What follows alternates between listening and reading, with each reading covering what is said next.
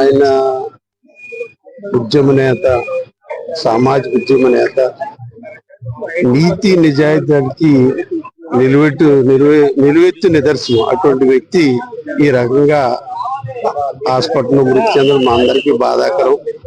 ప్రత్యేకించి కాపు, తెలగ, బలిజ, ఒంటరి కులాలకి తీరని లోటు. ఎందుకంటే ఆ సామాజిక వర్గ ప్రయోజనాల కోసం నిరంతరం పోరాడినటువంటి వ్యక్తి. మరి వారి పోవడం అనేది చాలా బాధాకరం.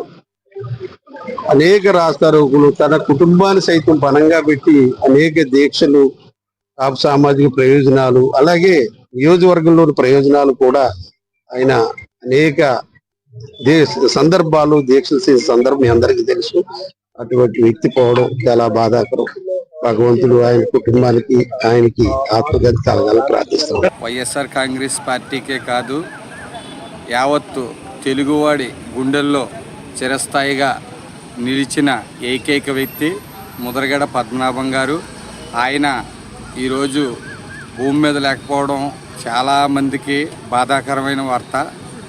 ఆయన ఒక వైఎస్ఆర్ కాంగ్రెస్ పార్టీకే తీరని లోటు కాదు, కాపు జాతి యావత్తుకి కూడా పెద్ద దిక్కుగా ఉండి ఎన్నో పోరాటాలు, విజయాలు సాధించి ఒక కాపు జాతి కోసం ఆయన జీవితాన్నే త్యాగం చేసిన ఏకైక వ్యక్తి ముద్రగడ పద్మనాభం గారు.